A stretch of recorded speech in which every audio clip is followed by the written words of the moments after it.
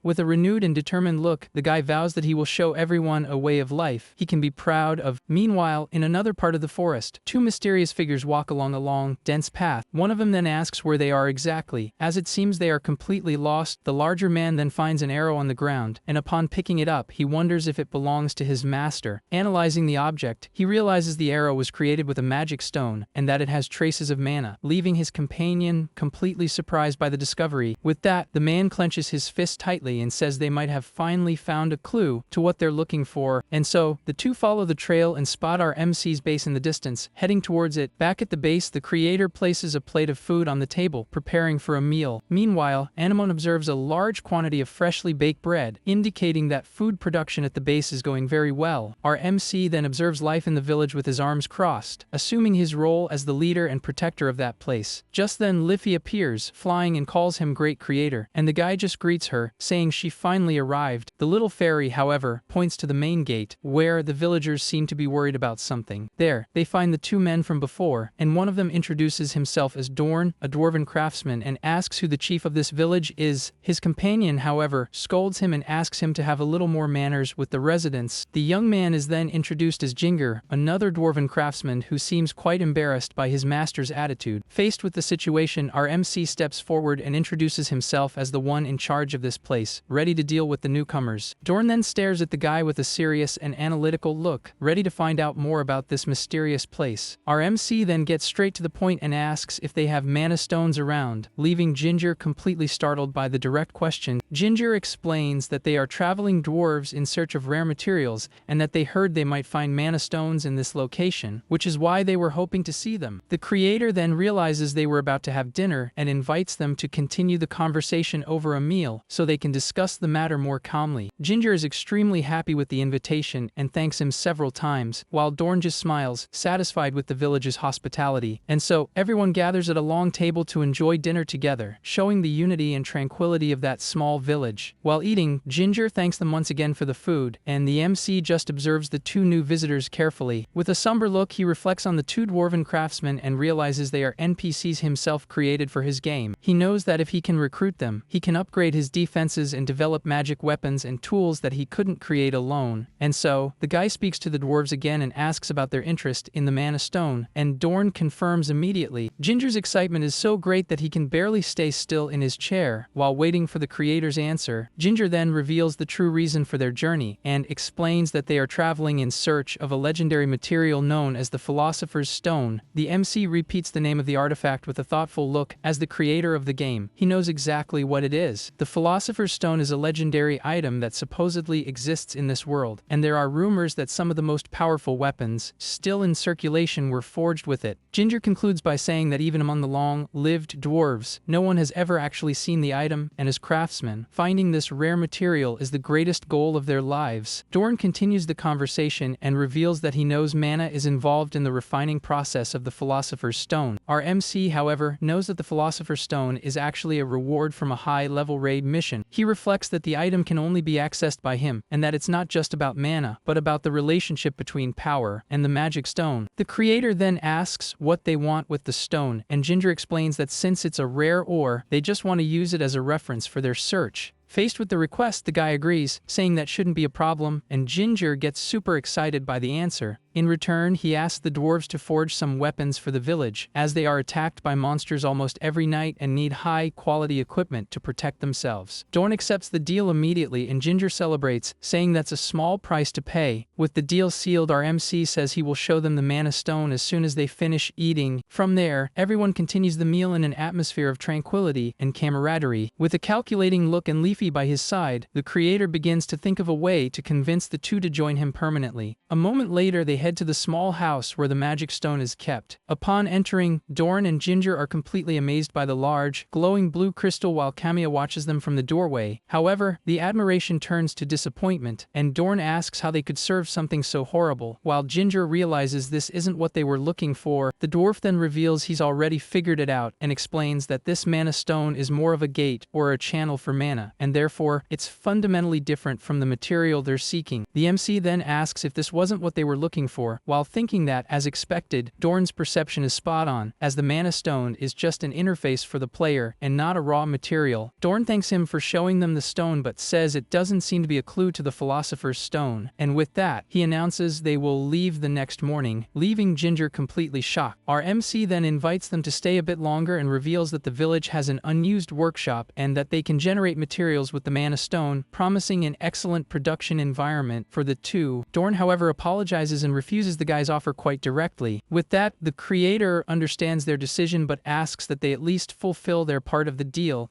and forge the weapons for the monster attack he expects that night. And so, he takes them to the workshop and tells them to feel free to use any equipment they need. Liffy then appears worried and asks if the creator is sure about this, as at this rate, the dwarves will never join them. And he explains that Dorn is focused on finding the Philosopher's Stone, and that nothing less than that will convince him. However, he reveals that the apprentice Ginger is still young and ambitious, and as a craftsman, he probably wants to see people's reactions to his work and the impact his skills can have. The guy remembers that he was the same way when he started creating games, and so he completely understands the young dwarf's feelings. He then concludes that if Ginger feels that this is a place where he can truly use his full potential as a creator, there's a good chance he'll decide to stay on his own. With the arrival of night, a red moon appears in the sky, signaling the start of another monster attack. The battle then begins, and the villagers fight bravely against the horde of goblins approaching the base. From the top of one of the watchtowers, Dorn and Ginger observe the fight, and the young dwarf is shocked to see that the monsters are actually attacking the village. A shower of arrows rains down on the enemies, and two goblins are hit square in the head, showing the effectiveness of the new weapons. One of the archers celebrates, saying the reinforced arrowheads have incredible piercing power, and Ginger comments that with a little more time, he could have improved the accuracy as well. The villager, however, says that's more than enough and that they are very grateful for the help as the watchtower continues to fire arrows non-stop. On the front line, Waldo and Aesel also use the new weapons to fight the monsters. Ginger observes the battle and thinks that a greatsword would better match Waldo's strength. He also notes that he could adjust the center of gravity of Aesel's sword to improve its performance. With a focused look, the young dwarf analyzes every detail of the combat. From the top of the tower, the two craftsmen continue to observe the effectiveness of their creations in a real battle. Meanwhile, our MC is also in the midst of the fight, facing a monster much larger than himself. Liffy then asks if he thinks Ginger will join them, and the creator replies that his words alone won't be enough to convince him. With a powerful blow, he hits the creature head on, and the little fairy is surprised by the attack's force. The guy then looks at the watchtower and says that observing Ginger now, the situation might change. With a smile on his face, the young dwarf seems to be having fun seeing his weapons in action. The next morning, new shiny knives are seen on a table, indicating that the dwarves worked hard. Inside the workshop, Dorn prepares to leave and tells Ginger he's going to get their luggage. As he leaves, however, one of the villagers calls out to him and thanks him for his help the previous night. Other residents join in and say the battle was much easier because of him, and Ginger replies that he's glad to have been helpful. With that, the young dwarf bids farewell to the villagers with a wave as he prepares to continue his journey. Later, Waldo and Aesel meet with Ginger to thank him for the new weapons. Waldo is impressed by how sharp the sword is, and Aesel celebrates that it's now much easier to swing. Excited, Waldo suggests he stay in the village so he can make a custom weapon for him. The young dwarf, however, says they are leaving that day and that it's a shame he has to go. The two villagers say their goodbyes, saying they're sure their paths will cross again, and ask him to take care. Ginger then waves to them and seems a bit sad to have to leave the village behind. Suddenly, Dorn calls out to him and hurries him along. As it's time to leave, our MC, however, appears and, with his arms crossed, calls the young dwarf's name. He then asks if they are already leaving, and Ginger confirms, saying his master is completely devoted to finding the Philosopher's Stone. The guy then questions him about his own interests, leaving Ginger completely surprised by the question. The creator says he noticed that the Philosopher's Stone isn't the only thing that interests him, and the young dwarf is speechless. He begins to explain that life here is hard, that monsters attack every night, and that even with the magic stones, their resources aren't abundant. That's exactly why the influence of a single person matters so much in this place, and that the village needs him. The guy then extends his hand and asks if Ginger doesn't want to join them. With a sincere and inviting look, he asks the young dwarf to stay in the village and help them survive. Ginger stares at the creator, completely shocked and speechless at the unexpected invitation. Suddenly, Dorn calls out to him and interrupts. The dwarf thanks them for their hospitality and prepares to leave, but Ginger continues to stare at the MC in the background. Dorn then announces that he's finished packing and that they are leaving. With a sigh, the young dwarf makes his decision. He then turns and calls out to his master, who is already walking away. With great courage, Ginger says he wants to stay in this village, leaving Dorn completely surprised. The master dwarf then turns and faces him with a serious and piercing gaze. Dorn asks if he's serious, and the young man confirms his decision. The dwarf then throws his shield to the ground with force and glares at him with a challenging look. With a tone of superiority, he says that if Ginger wants to stay here, he needs to forge a weapon. The young man is confused by the condition imposed by his master. Suddenly, Dorn grabs his axe and prepares for what seems to be a duel. With a furious look, he says he can't let a half-baked apprentice wander the world alone, and so he will test his skills. Faced with the challenge, Ginger accepts and says he's ready to prove his worth as a craftsman. Back in the workshop, Ginger begins to work with all his strength and dedication, hammering the hot metal with his hammer. Our MC observes the process and asks if he needs anything, offering to generate materials with the magic stones, but the young dwarf just thanks him for the offer. He then explains that he feels that if he doesn't do this with his own strength, the work will have no meaning for him. Hearing the young man's prideful words, the creator smiles and completely understands his determination. With that, he decides not to interfere and just sits down to watch the young craftsman work with a satisfied smile on his face. After a lot of work, the two dwarves meet outside the workshop while Kamiya watches the scene from afar. Ginger then holds the newly forged sword with a serious and concentrated look, ready to present it to his master. The blade reflects Dorn's face, who questions if this is a sword for the human race. With a look full of conviction, the young dwarf says this isn't what he's seeking and hands the sword to his master. Dorn then explains that a second-rate craftsman looks at the object to do their work, but a first-rate one looks at the people. He continues, saying that the fact this sword is for humans shows exactly where Ginger's focus is fixed. The master dwarf states that he has his own fire and that his apprentice has his too. Because of this, he advises him not to let his fire go out and to follow the flame that exists within him. With a look full of hope, the young man asks if this means he passed the test. Dorn, however, just turns and begins to walk away, leaving the answer in the air as he prepares to continue his journey. With his last words, he says he's leaving and that he's leaving Ginger in their hands. Our MC and Leafy then smile, satisfied to see that their plan finally worked, and so, Dorn walks away and continues his journey alone through the forest, leaving his apprentice behind. Ginger then bows in respect to the creator and the other villagers, ready to start his new life in the village. Our MC and Leafy watch the young dwarf from afar, satisfied with the new ally they just recruited. With an excited smile, the little fairy says that now that they've recruited a craftsman, they need to improve the production base. The creator agrees, and with Leafy on his shoulder, he says they're gonna raise the base's level. 9 days pass in the game, and Ginger seems completely integrated into the village, surrounded by his new friends. With digital effects, the base begins to expand once again before everyone's eyes. The view from above shows the village growing and becoming an even more secure and well-protected fortress. The new buildings materialize, and the base becomes an even more prosperous and lively place. A system screen then confirms that the base has reached level 8, and Ginger observes the transformation, completely amazed. He then runs towards Kamiya, who is leaning against the door of the new workshop. Excited, the young man asks if this is the power of the magic stone, and the creator confirms, saying that the outer walls and the workshop have been upgraded. With that, the two enter the new and improved workshop, and the young dwarf is completely enchanted with the new tools and equipment. The MC says that this is a workshop made specifically for him and that he can use it as he pleases. Ginger is extremely moved and thanks him very much for the opportunity, saying he has many things he wants to try immediately. With a satisfied smile on his face, the creator watches the young craftsman have fun in his new workshop. A moment later, Leafy appears flying and calls him Great Creator, ready to discuss the next steps. She says that recruiting Ginger as an ally was a huge victory, and that considering the battles to come, their old equipment was too weak. The guy then reveals that due to the level increase, the amount of resources the magic stone can store has increased, and that he wants to start accumulating mana in the upcoming battles. With a confident smile, he says that now that the base's level has surpassed 8, as soon as the mana reaches the required amount, a new character will appear. Hearing the revelation, Leafy is completely shocked and excited about the possibility of a new ally. With Ginger's help, they overcome the subsequent attacks much more easily. The quality of the weapons and armor has greatly improved, and our MC now wears a new combat suit. This has reduced the burden on the members participating in combat, making the battles less dangerous. Ginger also acts as a support during battles, preparing vital supplies for everyone's survival. However, time passes quickly, and now there are only 3 days left until the second stampede. With a bruised face and a determined look, the guy says they need to hurry and strengthen their position. 11 days pass in the game, and the village now has new allies, some stone golems that will help defend the base. Waldo approaches one of the golems and with a confused expression, asks what that pile of clay is. Ginger then explains with enthusiasm that it's a golem, a magical doll that moves on its own. The creator adds that golems are support items that can fight alongside NPCs and take on the role of their master. He continues explaining that if the master is a swordsman, the golem will use a sword, and if they're an archer, it will use use a bow, but its stats are lower. The young dwarf reveals with a smile that he was only able to build them because of the magic stone, and that he always wanted to make one. Anemone then questions if the creature can really fight, and Ginger confirms that it can, but with inferior skills. One of the village women asks if they can also help with household chores, and the guy says yes, they can do anything that requires physical movement. With that, all the villagers gather around the golems, curious to see the new creations up close. Suddenly, the eyes of one of the golems begin to glow with an intense light, indicating that something is happening. One of the villagers is startled by the reaction, and Ginger wonders if there's another source of mana nearby to cause it. Just then, one of the residents points to the forest and shouts, warning that someone is approaching. A mysterious figure in a green cloak emerges from the forest, leaving all the villagers completely shocked and confused. The person then approaches and stops right in front of the group of residents, who stare at her with apprehension. The scene focuses on the details of the newcomer, revealing her pointed ears and elven attire. With a confident smile on her face, the blonde elf stares at the group, revealing herself to be the new character our MC was waiting for. The blonde elf introduces herself as Eulisia Wabold, the daughter of the Queen of the White Forest, and without further ado, challenges the leader of this village to a duel. Faced with the sudden challenge, all the village residents are completely stunned, not understanding a thing that's happening. Our MC, however, realizes that the conditions for her appearance have been met and remembers that her personality was always like this. Eulisia just stares at them with a smug smile, showing all her confidence and arrogance. With that, our MC steps forward and, with his arms crossed, introduces himself as the leader of this base. The elf stares at him with disdain, and the guy's reflection in her eye shows that she is completely underestimating him. She then points at him and says that if he loses the duel, he'll have to make her the new leader of the village. Furthermore, she guarantees that with her leadership, the base's development will be assured. The creator, however, remains calm and asks what she will do if, by any chance, she loses the fight. Eulisia laughs and says that's impossible, but on the off chance she loses, she'll do whatever he says, and the guy questions if she'll keep her word. To prove her honor, the elf makes a promise in the name of her mother, Larea, the Queen of the White Forest. With a determined look, she points at him and swears she never goes back on her word. Our MC has a slightly nervous smile while Leafy, by his side, seems completely terrified by the situation. And so, the two move to an open field and prepare for the duel to begin. They face each other with confident smiles, and a system screen appears, announcing the start of the duel mission against a mage. The view from afar shows the two duelists facing each other on the battlefield, while the villagers watch from a distance. From the top of the walls and watchtowers, all the residents gather to watch the duel that is about to begin. Sylvan then asks who that young lady is, and Ginger explains that she seems to be an elf from the White Forest clan, a very reclusive people who rarely venture into the outside world. Asil comments that she said something about becoming the leader of the village, and Waldo celebrates the idea of a system where the strongest becomes the chief, finding the idea simple and effective. Meanwhile, life in the village continues, and Anemone distributes bread to the children with the help of other village women. Back on the battlefield, Eulisia wields her wand and, with a confident smile, says she's ready to start whenever he is. Our MC then takes out a coin and says the duel will begin the moment it hits the ground. With that, he tosses the coin into the air, officially starting the battle between the two. As soon as the coin lands, he charges forward with his sword and shield in hand, ready to attack. Eulisia, however, invokes a wind spell and prepares for a powerful counter-attack. With a spin, she launches a cutting gust of wind towards the guy. With a punch in the air, our MC manages to easily dissipate the wind magic. Waldo is completely shocked by the scene and asks what that was, while Anemone comments that she's a very capable mage. The huntress, however, worries because she can't see the attacks and realizes this will be a big problem. Eulisia, in turn, praises the guy's good instincts but, with a wicked smile, makes it clear that it won't be enough to defeat her. Eulisia then taunts him and launches an even more powerful wind attack in his direction. From there, a series of wind blades are fired, and our MC dodges all of them with great agility. With a calm look, the developer reflects that Eulisia is a character he himself created to defeat beginner players. He remembers that the power of her wind magic is overwhelming, and if the opponent doesn't know the strategy, they are completely defenseless. Because of this, most new players end up losing the fight and the chance to recruit her because she considers them too weak. Kami Asoshi, however, charges forward with everything he has and states that this time her opponent is him, the creator of the game. The elf is surprised and irritated by her opponent's confidence and speed. With a quick move, he raises his shield to defend against one of the wind attacks. The creator then reveals that since it's a low-level spell, he can read the attack's trajectory just by watching how she moves her wand. Hearing the explanation, Yahello becomes completely furious and shouts at him, not believing what she heard. With a confident smile, the guy adds that on top of everything, the power of that spell is limited. He knows that although it's effective against flesh and blood monsters, the attack can't cut through the iron shield that Ginger forged. The mage then lets out a sound of frustration upon seeing that her magic is completely useless against the shield. With the impact of the block, the elf is thrown back and loses her balance, being forced to jump away. Seizing the perfect opportunity, the developer charges to counter-attack while she is still vulnerable in the air. Without giving her time to recover, the guy advances with his sword to finish the duel. Yahello, however, manages to use wind magic to propel herself into the air and dodge the attack. Waldo and the other villagers are completely shocked by the scene, and Sylvan jokes that he also wished he were a bird to fly like that. Floating in the air, the elf begins to invoke a much more powerful spell. With that, a huge tornado forms around her, and our MC knows that if he gets hit by it, it's game over for him. The mage then taunts him, saying that charging forward like that made him an easy target, but the guy prepares a counter-attack with a blue light in his hand. She continues her taunt and tells him to learn the difference in power between them. With a confident and wicked smile, the elf prepares to launch her final attack. She then floats in the middle of the tornado, feeling completely superior and invincible. Suddenly, her expression of confidence turns into pure shock and despair. She looks down and, with an expression of disbelief, realizes she's been caught in a trap. Desperate, the elf tries to use her wind magic to break free, but the spell prevents her from moving. With a smile on his face, our MC throws a bola at her to finish his plan. The weapon then wraps around the mage's leg and binds her tightly, leaving her completely frustrated. Pulled down by the object's weight, she begins to fall from the sky, and the creator points at her, having completely turned the tables. Lying on the grass, the elf is completely confused, not understanding what just happened. Because of the fall, she rolls on the ground, unable to get up properly. Our MC then approaches and points his sword at her, and she glares at him with a furious look. With a victorious smile, the guy explains that the base's magic stone level is too low, and therefore, the place doesn't have enough mana to sustain high-level spells. With the tip of the sword at her neck, he declares that the duel is over, and that the victory is his. Yahello is extremely irritated and admits defeat, unable to believe she lost to someone who doesn't even use magic. With a wicked smile and glowing eyes, our MC reminds her of the promise she made while Leafy hides behind him in fear. The mage is completely terrified by his expression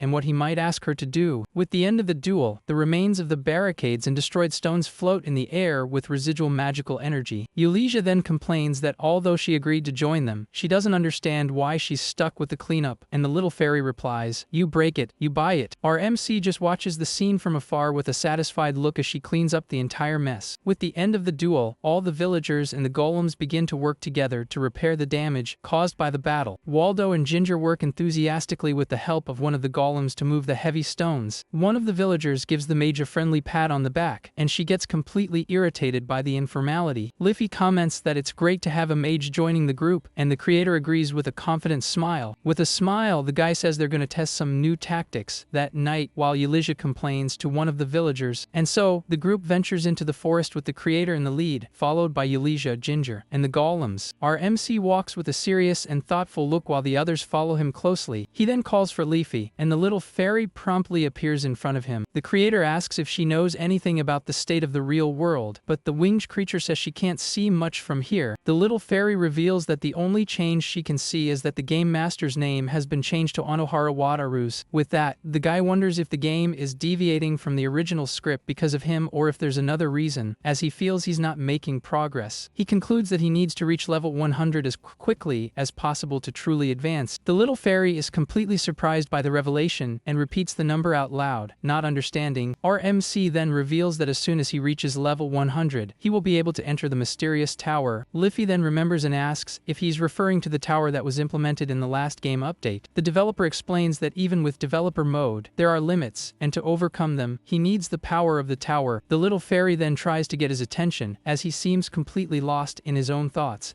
Suddenly, Yahello interrupts him and, with her arms crossed, asks how much longer they plan to walk. With a focused look on the path, the creator replies that they will continue until they find some monsters to fight. He then explains that he wants to test the magic and the golems for that night's battle, and that's why they went into the forest. With that in mind, the guy asks Yahello how much magic she can actually use. The elf boasts, saying she can use anything from the wind element and even from other elements. Our MC, however, questions her about how much power she can use here. With a bit of irritation, she admits she can only use a few wind-based attack spells and some support spells for movement. Yahello complains that it's the fault of the low-level mana stones, but the creator reassures her, saying he's not blaming her and that she needs to have a precise understanding of the magic power she can use. He continues, explaining that a mistake like the one she made before would be fatal in a real fight, and the mage is visibly irritated by the lesson. With her arms crossed, she just replies that she already knows that. Ginger then approaches and asks if he intends to pair the mage with the golems. The guy confirms the plan and explains that since there are no other humans who can use magic, using the golem to increase their magical firepower will expand their tactical options. And so, if Yahello is set as the master, the golem will act as her subordinate and will be able to use magic, albeit with less power than her. With that, our MC gives the order for her to inject her mana into the golem to teach it that she is its master, and the elf agrees reluctantly. She then approaches and extends her hand towards one of the stone creatures. Upon touching the golem, a bright green light begins to emanate from the creature, indicating that the synchronization process has begun. The MC and Ginger just watch the scene as the golem is completely enveloped by the elf's powerful magical energy. Ginger then explains that she can send instructions to the stone creatures just by visualizing them in her mind. Faced with the explanation, Yahello positions herself in front of the three golems to begin her control test. The mage then concentrates fully and touches her wand to her forehead, seeming to recite some kind of spell. A moment later, with a snap of her fingers, she leaps gracefully into the air while floating with the help of her wind magic. The elf's magical energy also envelopes the golem's feet, which begin to slowly levitate off the ground. With that, the mage manages to float along with the three stone creatures that now follow her as her subordinates. Satisfied with the result, our MC tells her to try defeating some enemies, and the elf is a bit confused by the order. Looking to the side, she comes across a group of cute, horned bunnies that seem completely harmless. With a confident smile, Yahello accepts the challenge and says that monsters are a monstrosity in her beloved forest. However, one of the bunnies suddenly transforms into a terrifying creature with red eyes and sharp teeth. A moment later, the entire horde of monstrous bunnies charges at high speed towards Camilla and Ginger. Faced with the threat, the elf invokes her wind magic and commands the golems to prepare for the attack. With that, she launches a powerful wind spell that envelopes the entire horde of creatures in a large tornado. One of the monsters is hit head-on by the attack and cannot resist the magic's force. The mage shouts that it's not over yet and launches the golems like projectiles to finish off the remaining enemies. The mage then floats in the air, observing the horde of small creatures scattered on the ground. With a confident and excited smile, she declares that she will finish them all at once. The golem's eyes glow with an intense blue light as they prepare to follow their new master's orders. From there, Yahello and the stone creatures combine their powers and create a huge vortex of wind that sucks in all the monsters. The small creatures scream in pain as they are completely enveloped by the powerful magic. With no chance of escape, the monsters are swept away by the wind and defeated with ease. With the battle over, the elf uses her magic to land gently on the ground like a feather. She then joins our MC and Ginger and admits that the combination of the golems with her magic is indeed very useful. The mage then turns to one of the golems and warns it, saying that its abilities are based on hers, and therefore, it should not slack off in its training. Ginger replies that he's already got the message while the elf seems to be scolding one of the stone creatures. Satisfied with the test result, the creator comments that this new tactic will work perfectly in a real battle. The scene then shifts to a dark office where Anohara Wataru slams his fist on the table, completely furious. Surrounded by monitors, the traitor shouts in frustration that nothing is going according to his plans. The game master grinds his teeth in anger and frustration for not being able to control the situation as he wanted. With a wicked and determined look, he decides that he will need to adopt a much more aggressive approach to solve the problem. Back in the game world, our MC and his allies float in the air, preparing for the night to come. With a confident smile, the guy seems ready for any challenge the game throws his way. With the arrival of night, a red moon appears in the sky, and the mission to survive the night begins on the 11th day of the game. Our MC and his allies take their positions in front of the base while Yahello and the golems prepare to provide support. Anemone watches the scene from afar and shouts for everyone to stick to the plan they made. The elf replies with disdain and says that her movements are the key to victory